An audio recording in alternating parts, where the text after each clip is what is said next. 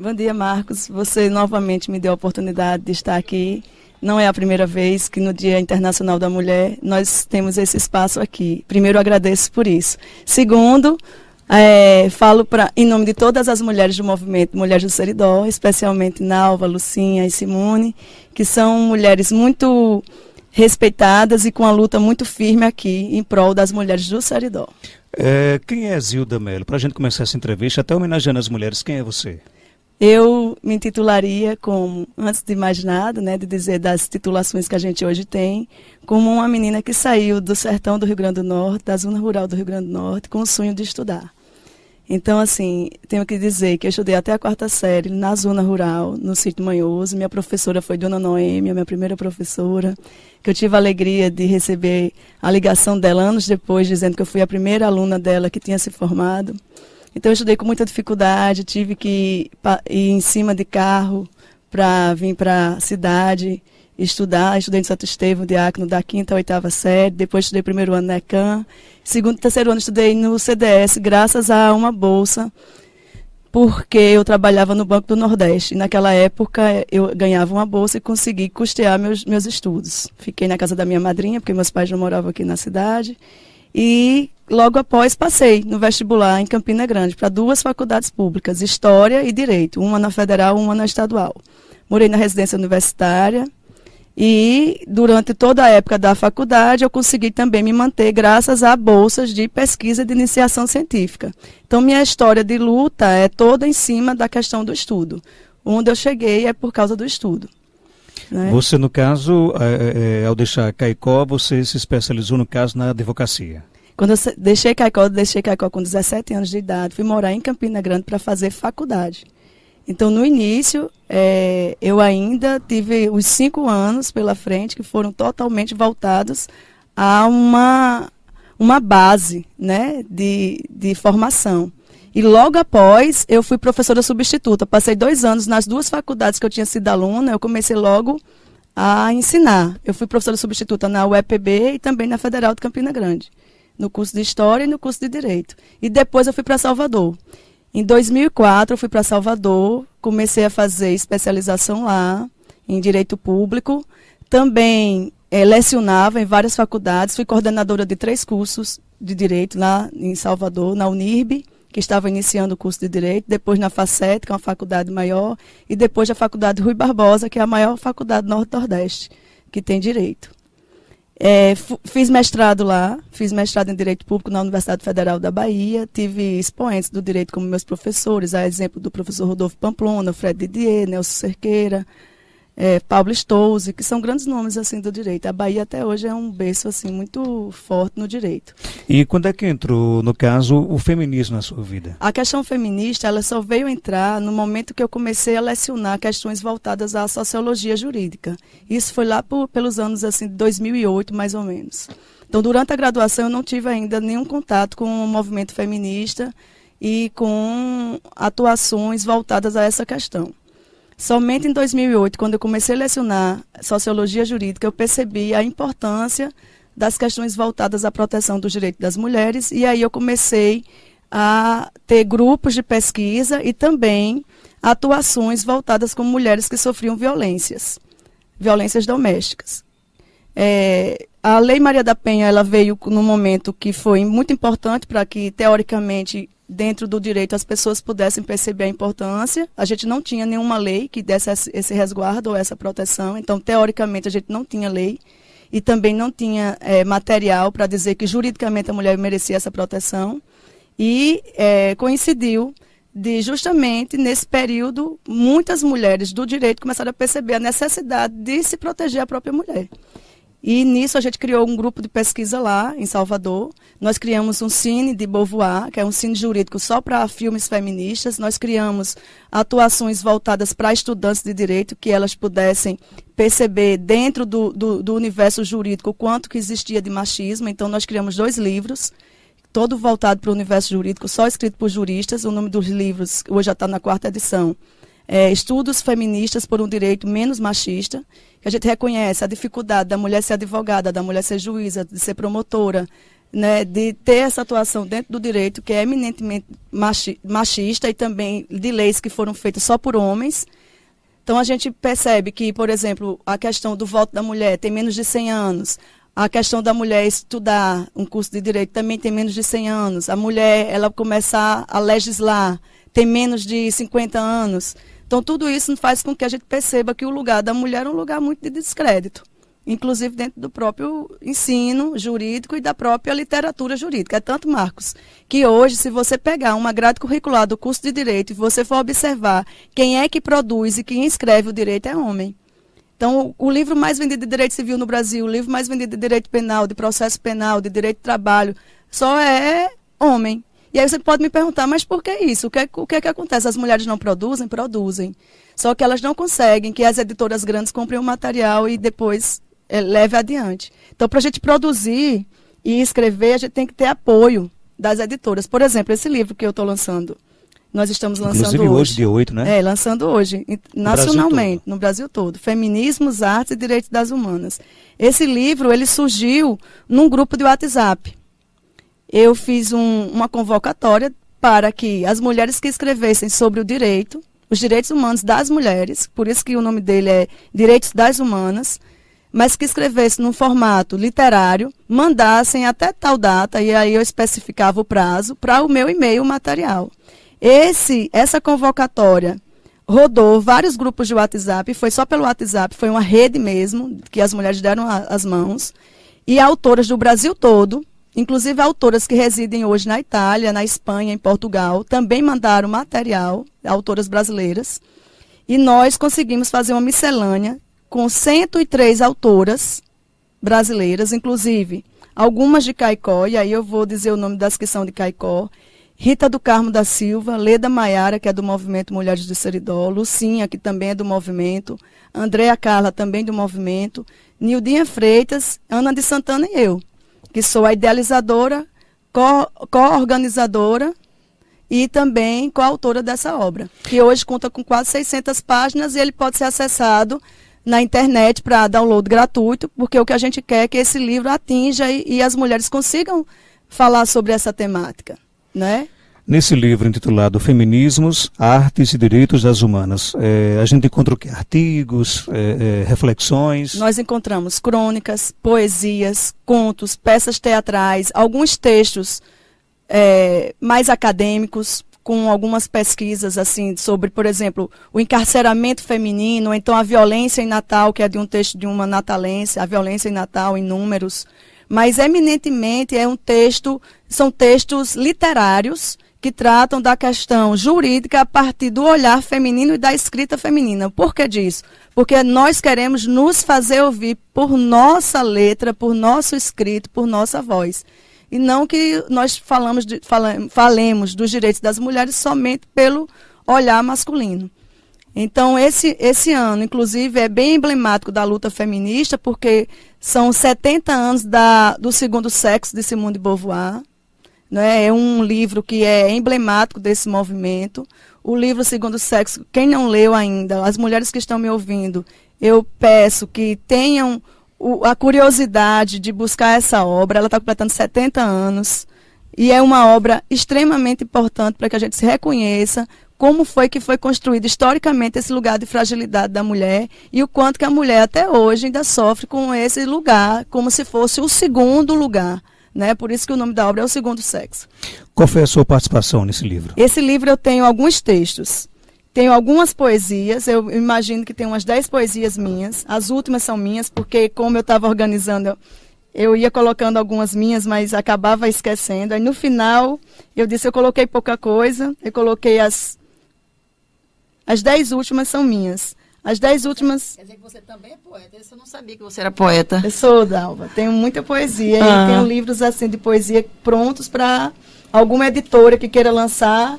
Porque a nossa dificuldade justamente é essa. Eu estou dizendo a vocês que é difícil a gente lançar. Essa editora aqui é a Tirane Lublanc. Ela é uma editora brasileira, espanhola e portuguesa. Quem organiza ela no Brasil é a Aline Gostinski. Ela é de Florianópolis, essa moça. E ela que nos deu espaço nessa editora. Nós não pagamos nada para esse livro sair. Porque hoje as editoras querem que a gente pague né? Então foi um livro que saiu na raça realmente. Saiu né? na raça. Na coragem. Na coragem. Eu disse, Aline, o livro está pronto, você tem interesse em publicar pela editora? Ela disse, tenho. E ela é a única editora brasileira hoje que tem uma editora jurídica. Então, ela dá muito espaço às mulheres juristas que escrevem. Eu tenho livros que são de direito, por exemplo, eu tenho o Tribunal do Júri, acho que eu até já falei aqui com você. Tribunal do Júri, que foi pela Empório do Direito, que também é dela. Eu tenho uns livros que saíram pela Barriguda de Campina Grande, que Larissa Maiara estava à frente, que também era uma editora. Ela hoje está um pouco afastada, porque ela agora é a conselheira da OAB da Paraíba, e ela está muito sem tempo de focar na questão da editoração. Mas as mulheres que são donas de editora, elas muitas vezes dão espaço às outras mulheres. Zilda, a gente está aqui destacando, por exemplo, um pouco da sua obra, né? Aliás, que Coletiva, contou com a sua ajuda, mas que tem aí a participação de mulheres do 103. Brasil todo, né? Esse livro, no caso, por exemplo, o impresso, ele é vendido. Você disse que na internet a gente pode baixar de forma gratuita, Olha, né? Na internet vocês entram no site da editora e baixam. Só precisa colocar Feminismos, Artes e Direitos das Humanas para download.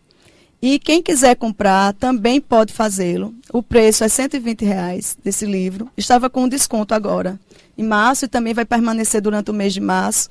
Quem colocar o código FEM 30, tem 30% de desconto, ele sai por R$84. Aqui em Caicó a gente quando para comprar? Consegue comprar em qualquer lugar, que vocês só precisam entrar no site da editora. Não paga frete. Quem está por aqui também são as professoras Nalva e Simone, que integram o movimento de mulheres aqui do Seridó. Zilda, Nalva, para vocês é uma referência, né? A luta dela que ela trava no Brasil todo. Com certeza, assim, a gente conheceu a Zilda, quer dizer, conhecia já de nome. Inclusive, nós temos uma relação familiar. Temos. Nós somos Descobrimos, somos primas. Se ela é minha prima, também é prima de Simone, né? Porque Pois é. Simone é Todo minha... mundo aqui é primo, né? Então é a família só, Marcos, por causa aqui. do Manhoso, né? O Manhoso, tem muitas raízes. A nossa família tem... Dos Porfírio. E realmente é uma família, né? Aquela família do Manhoso é uma família bastante, né? Que assim, de superação, né? Porque você veja que a Zilda colocou aí, ela poderia ter ficado lá na zona rural, né? Se contentado com pouca coisa. E ela, assim, ela lutou. Então, ela é superação como tantas outras pessoas de lá.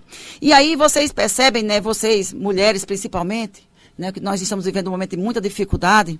E percebe que nada é fácil. Mas a gente tendo sonho e buscando aproveitar as oportunidades, que você percebe que ela aproveitou as oportunidades, e ela correu atrás, né? Porque você veja, ela fez a formação dela, quer dizer, aqui em Caicó ela começava trabalhando e já estudando. A gente vê hoje, né, que muitas mulheres vivem enfrentando essas dificuldades, quer dizer, além de ter a jornada de casa, né? Porque muitas vezes casam muito cedo, tem a jornada de casa, às vezes separa também muito cedo, tem filho e tal. E aí, vou fazer o quê? A vida acabou? Acabou não. A gente vê as mulheres com muita garra.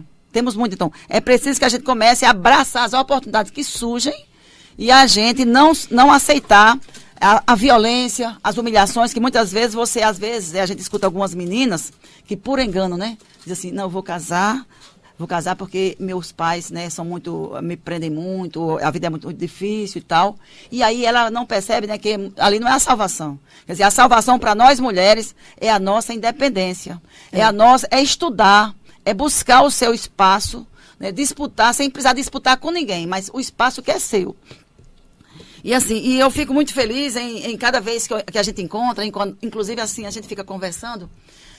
E quando sabe que a Zilda está em Caicó, então a gente se encontra. E a gente não tinha se encontrado, né, Zilda? A gente, apesar ainda nesse carnaval, de tentar se encontrar no carnaval, mas a gente não se encontrou. E aí a gente conversava com o Marcos, né? Eu conversava com o Marcos e dizia, a Zilda está em Caicó e tal. E a gente sempre é muito bom quando a gente tem em Caicó uma pessoa como ela, que dá uma força muito grande para nós, mulheres. E aproveitando o dia, né, 8 de março, hoje, 8 de março, que ela pudesse deixar a sua mensagem. Então a gente está aqui, veio com ela, né? Está aqui, mas quem vai conversar, nós estamos aqui acompanhando, porque é sempre um prazer. Mas você fica à vontade, vocês são bem-vindos aqui. É sempre um prazer encontrar com a Zilda e a gente veio se encontrar aqui na rádio. Inclusive, o Movimento Mulheres do Seridó, né? Quero dizer para vocês, né? Para nós, estamos aqui, ganhamos um livro, né? A Zilda vai deixar um livro para nós lermos. E interessante que a gente também, quer dizer, muito bom a gente, um trabalho como esse, nos dá também ideia que nós podemos também pensar alguma coisa, né? Então, durante o mês de março, nós do movimento, nós conversamos E a nossa ideia, Marcos, é a gente aproveitar o mês de março, né, porque foi um período assim pós-carnaval, então fica mais complicado para a gente se organizar, a gente está voltando às férias e tal, com muitas dificuldades também. Então a gente vai ter, o mês de março vai ser o mês que a gente vai alavancar as discussões e algumas novidades que vamos ter aqui para Caicó. E a gente coloca aqui o nosso sistema rural à disposição de vocês, né? Até porque o nosso sistema é dirigido por uma mulher, né? Que é Gelma de Souza, né? As mulheres vão dominar o mundo, graças a Deus. É coisa boa, né? E você, eu comecei agradecendo a você, que é um homem que sempre abriu espaço no seu programa para que nós mulheres pudéssemos falar. E o espaço aqui está sempre aberto. Porque o feminismo não é só nosso, das mulheres. Os homens, quando nos apoiam, nós temos essa irmandade que é essencial. Nós queremos também ter esse apoio do homem. E você, quando abre espaço num programa que é de um homem que dirige e que dá espaço para a mulher, porque percebe a importância da questão feminista. Não é uma mulher que me chamou para fazer o programa, foi você, Marcos. Então, eu quero agradecer mais uma vez. E dizer que a gente não faz mais do que a nossa obrigação, porque aqui é um espaço, é um veículo, é uma concessão pública que tem que, com certeza, abrir espaço para discutir também questões como essa. Eu gostaria de saber de vocês o seguinte: hoje, dia 8 de março, o Dia Internacional da Mulher. A gente sabe que a gente não vive só de conquistas, mas também de desafios. Quais são os principais desafios hoje, por exemplo, para vocês mulheres, para as mulheres do nosso Brasil, para as nossas mães, até para quem não é mãe? Quais são os principais desafios hoje? O que é que mais preocupa vocês, mulheres? Me preocupa a questão do emprego. A mulher, ela precisa da independência. É com isso que ela consegue sair das relações abusivas, quando ela é massacrada dentro de casa, quando ela tem o dinheiro dela para pagar a conta e cuidar dos filhos, ela não tem que sofrer esse tipo de abuso. Então, ela precisa estudar e precisa ganhar o dinheiro dela para ela poder ser independente. A primeira coisa, portanto, é a questão empregatícia. Me preocupa também a questão da própria previdência, porque se tiver uma alteração como querem fazer, ela vai perder muito. Essa reforma vai prejudicar a mulher? Essa reforma prejudica a mulher com a idade, porque a mulher ela já não tem essa dupla terceira jornada dentro de casa, e com o que eles querem igualar a aposentadoria, a mulher perderia anos que hoje ela já tinha conquistado. Como ela perdeu na questão mesmo da reforma trabalhista. Muitas mulheres hoje estão desempregadas por causa dessa reforma trabalhista, especialmente empregadas domésticas e faxineiras, que são um tipo de emprego que é muito voltado para o gênero feminino, né? A empregada doméstica. E hoje ela fica sem os 40%, ela pode fazer, inclusive, os 40% do FGTS, fazer o acordo entre patrão e empregada, e ela fica sem o seguro-desemprego, que é um prejuízo muito grande para a mulher, ficar sem o seguro-desemprego. Agora, as mulheres sabem disso? Por que que, por exemplo, claro, não todas, mas a grande maioria não protesta, não exige, por exemplo, do nosso representante na Câmara dos Deputados, no Senado Federal, que vote contra essa reforma? Sabe o que é, Marcos? Ainda é muito de alienação. E como o sistema não permite, muitas vezes, que essas mulheres elas tenham acesso à educação, muitas delas não conseguem sequer estudar, e muitas que estudam, muitas vezes têm um discurso totalmente baseado no patriarcalismo, na misoginia, no preconceito com as outras mulheres, porque a gente pensa que o preconceito é só de homem com a mulher, mas a mulher, ela também, ela retroalimenta esse sistema. E elas não conseguem perceber que ela vota num presidente que é contra ela, ela não consegue perceber que ela vota num deputado que é contra ela, que não vai ter nenhum tipo de proposta para ela. Não tem uma visão ampla do que é, por que ela está votando e em quem ela está votando. Apesar de ter sido uma conquista que nós temos 80 anos que podemos votar, muitas mulheres ainda não conseguem visualizar que elas precisam votar em mulheres que defendam o feminismo. Essa expressão feminismo, ela é tão eivada de preconceito que muitas mulheres acham que é um palavrão. Então, você chama outra de feminista, é como se você estivesse usando um palavrão. Não é uma palavra bem vista, até pelas mulheres. Não é uma palavra que sofreu tanto preconceito durante esses anos, nessa luta feminista, que parece que quem é do feminismo é uma mulher que não tem princípios, que não tem valores, que é uma mulher que é de uma linguagem, assim, eu vou dizer, banda voou, que está nem aí para nada, inclusive, com valores, com nada. Inclusive, gente, vocês que estão nos ouvindo, né, a gente vê a questão do feminismo, inclusive alienação, quer dizer, a forma pejorativa, como está sendo, pela ministra Damares. Né, como é que as pessoas, quer dizer, a gente escuta, né, muitas vezes, existe, de 1920, que as feministas eram mulheres mal amadas, feias, não gostavam de aquelas coisas. Então, ela hoje, quer dizer, a gente sabe que não é nada, muito pelo contrário. Quer dizer, a mulher, a feminista, ela quer ser, quer dizer, ela quer ser vista como mulher, mas como mulher de direitos. Quer dizer, que o homem tem o direito dele, que a mulher tem o direito. A gente não quer nada, quer dizer, mais do que o homem, mas que tenha direito tanto quanto os homens. É a igualdade. A igualdade de direito, de oportunidades, de vida, né? A gente quer viver também. Não quer só trabalhar, não quer só ter jornada, só cobrança. E aí a gente vê esse discurso de alienação. E é um discurso de alienação de massa, né? Que é a televisão, quer dizer, são as palhaçadas que a gente vê, são às vezes as frases, grandes frases, né?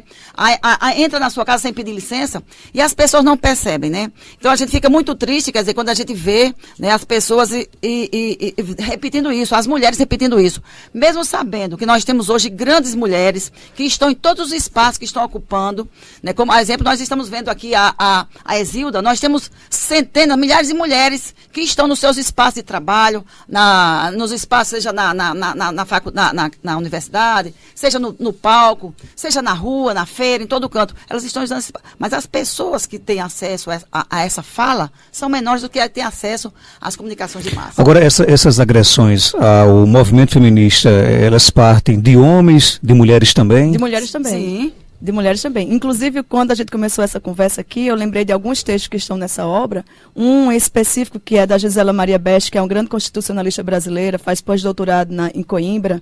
Ela fez uma análise do processo de impeachment da presidente Dilma, através de um olhar totalmente voltado para as questões de gênero. Como é que ela sofreu, aqueles adesivos que fizeram na época contra ela, que eram pejorativos, agressivos.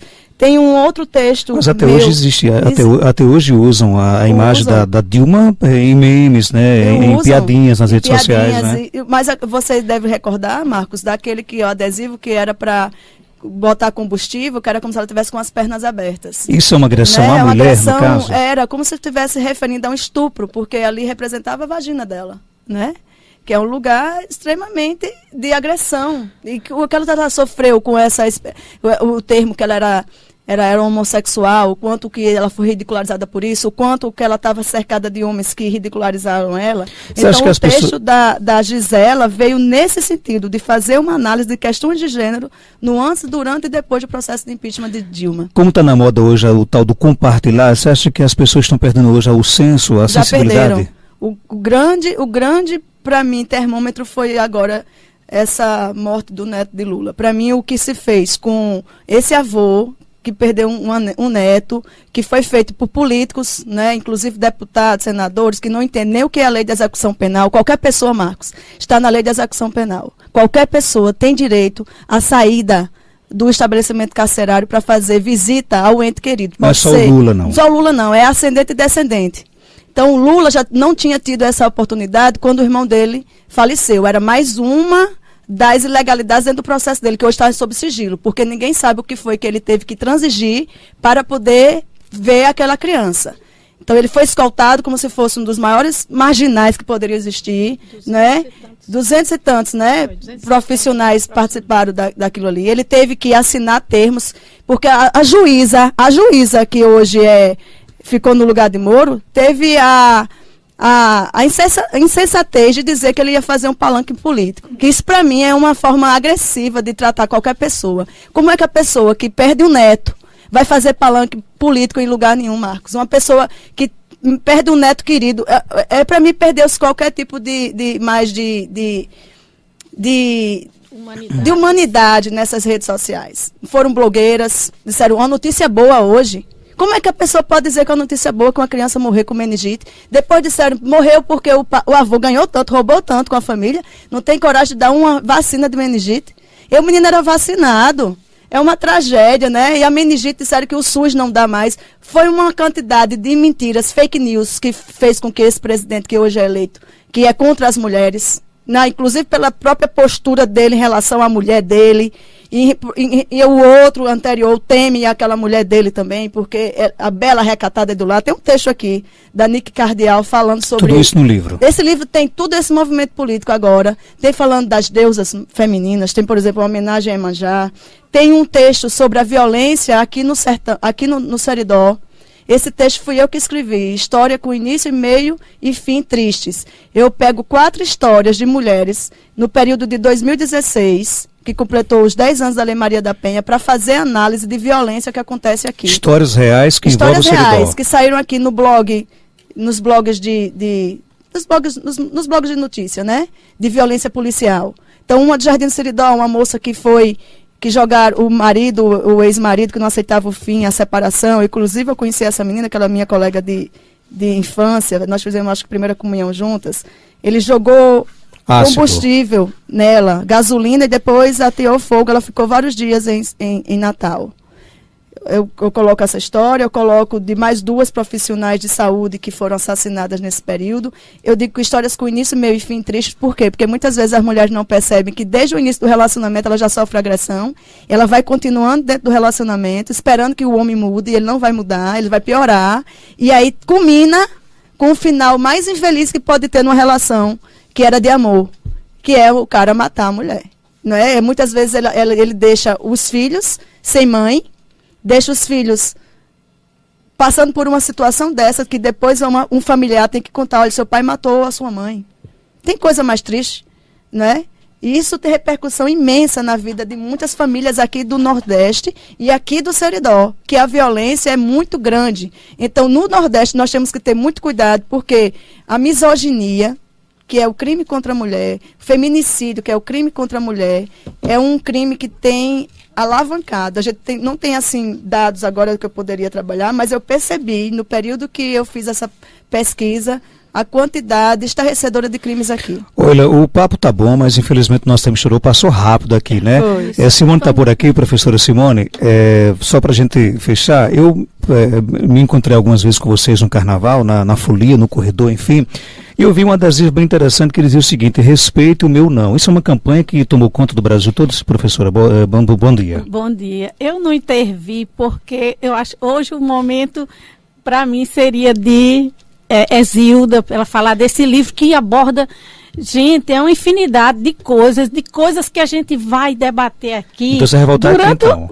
Durante o mês de março, o nosso, como Nalva falou, a gente saiu de umas férias, já foi o carnaval, e aí não deu tempo da gente montar um programa, né, bem como a gente queria, sair na rua, enfim, mas esse mês de março, começando a partir de hoje, né, 8 de março, com a Zilda aqui, a gente vai ter outros momentos durante o mês, inclusive dia 22 está sendo chamado uma greve geral, e por tudo isso que a Zilda já falou aqui, o dia 22, essa coisa da previdência, que a mulher é uma das mais prejudicadas, que já tem uma jornada tripla, né? E eles querem estender mais e mais anos. Inclusive, eu respondo já isso aí, esse não. Ao professor, né, também vai aumentar muito mais tempo do que o homem em sala de aula. 12 anos. E a mulher do campo? A mulher do campo. As mulheres, de um modo geral, nessa reforma que eu acredito que vai ter um basta. Assim como a gente fez nos movimentos sociais, foi para a rua e deu um basta a Previdência que Temer queria colocar já naquela época, e essa de Bolsonaro é muito pior do que a de Temer. Não estou dizendo que Temer é bonzinho, não. É tão ele horrível. Ele sumiu, viu, Simone? Ninguém ouviu falar mais dele depois que ele saiu. Eu acho que Temer supera ele em termos de maldades e de retirada de direito do trabalhador em geral. A reforma da Previdência não é uma reforma da Previdência, é para o trabalhador, porque os privilégios vão continuar. E respondendo a sua pergunta... A campanha Respeite Meu Não. Respeite o meu não. Respeite o meu não é quando o homem se aproxima da mulher e que ela diz não, é não. Ele só pode chegar até ela se ela permitir. Aí não é abuso sexual, né? Agora, se ela não permite e ele avança e fica lá insistindo, encostando, aí é abuso sexual. Então, quando diz não, é não. E ele procure outra pessoa. Não é não e acabou. E acabou, né? Então, isso aí tem que ser respeitado em qualquer situação, ou seja, no carnaval, para o marido, para todo mundo, homem e mulher. Principalmente porque a gente sabe que, infelizmente, muitas das violências sexuais acontecem dentro de casa, né? Dentro de com casa. a pessoa que a mulher jura amor eterno, né? Viu? No próprio relacionamento doméstico, quando o marido começa a avançar e a gente não gostar, é bom que a gente já dê uma parada. Porque não, isso aí passa, ele está nervoso, isso vai aumentando e vai aumentando. E você não percebe naquele dia a dia que aquilo ali está virando um relacionamento abusivo. Então, é bom quando começa a acontecer, você já chega, já conversa e já corta. Porque a coisa vai avançando e chega a esse final triste dessas histórias que a Zilda acabou de falar aqui, né? E o que é que a gente não quer que aconteça? A gente está no século XXI, gente. Já está na hora da gente começar a respeitar. E ver também que até no dia a dia das mulheres, né, no conversar dela, a gente vê, né, a questão do machismo, como está arraigado. Né, que ela reproduz esse machismo em determinadas palavras. Eu, enquanto professora, a gente sempre está colocando, né, eu coloco para elas que a única forma da mulher realmente ela conseguir ter um lugar no espaço e não depender do marido é através da independência financeira. E para quem é pobre só tem o estudo, é através da educação. E a gente precisa ter essas discussões na escola, porque é a partir da escola, ali dentro do ambiente escolar, que a gente tem essa base que pode ser discutida e levar a alguma coisa. Inclusive, o movimento de mulheres, a gente está com um projeto que a gente vai levar às comunidades, principalmente as mais carentes.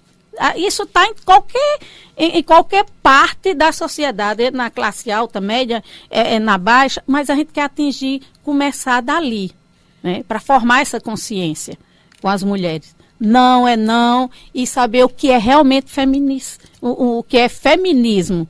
Né? Para evitar o feminicídio. Para as mulheres que estão nos ouvindo, até os homens que têm interesse também, algumas expressões que nós usamos muito no movimento. É a própria expressão feminismo, que ela significa igualdade de direitos entre homens e mulheres. Nada mais que isso, né? Não é que nós queiramos nada além dos nossos direitos. O segundo é empoderamento. Isso se baseia muito na questão do estudo, na questão de oportunidades, que podem ser profissionais em qualquer âmbito, para que a mulher não cresça com a ideia que o homem que vai prover e que tudo dele é que vai pagar as contas dela, porque isso gera uma dependência terrível para ela no futuro, né? Então, muitas mães ainda criam os filhos para isso. Criam um menino de uma forma e a menina de outra, nesse sentido de dizer que a mulher não precisa do dinheiro porque o marido dela vai ter.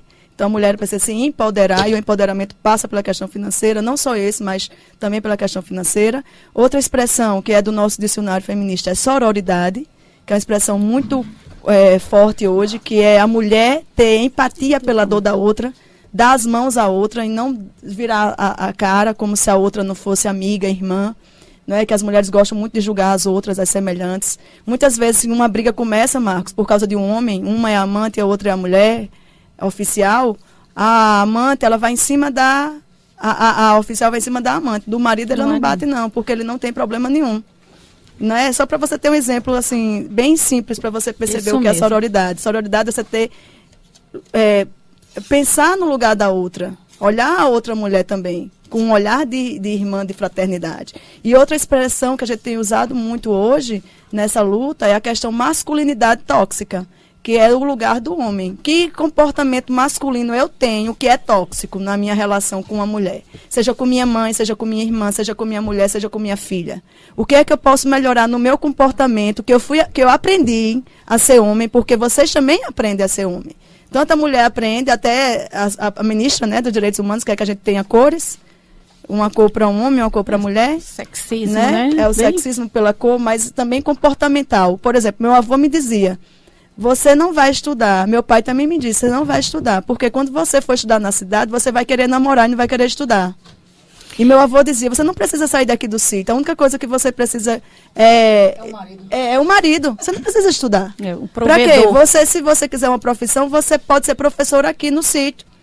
Quando eu fui fazer faculdade, eles se reuniram no alpendre lá de casa, no Dia Internacional da Mulher, bem emblemático isso, porque no dia que eu saí de casa para fazer faculdade em Campina Grande, era 8 de março também, de 1997, e eles disseram, numa reunião de homens, meu avô, meu pai e mais um primo participando, isso não dá certo se a menina estudar em Campina Grande. Naquela época não tinha celular, não tinha WhatsApp, não tinha como eu telefonar. Ela vai se perder.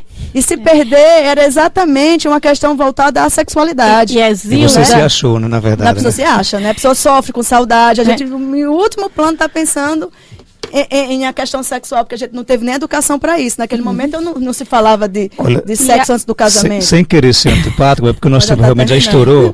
Só complementando aí, só um minutinho. A questão da educação. A gente começa com os nossos filhos, criancinhas, dando uma vassoura para a menina, bonequinhas e para o menino o carro. Que não deveria, já está ensinando, você é do lar, é para ser isso aqui. E o homem pode voar, né? O menino pode voar. Okay, eu encerro com isso. Eu quero aqui agradecer a participação de vocês, dizer que o nosso programa aqui está inteira à disposição. Sempre é um prazer rever a doutora Zilda, né? É uma das mentes mais inteligentes e que leva o nome de Caicó para o Brasil todo. Isso é muito importante. A gente fica muito feliz quando você participa aqui do nosso programa, né?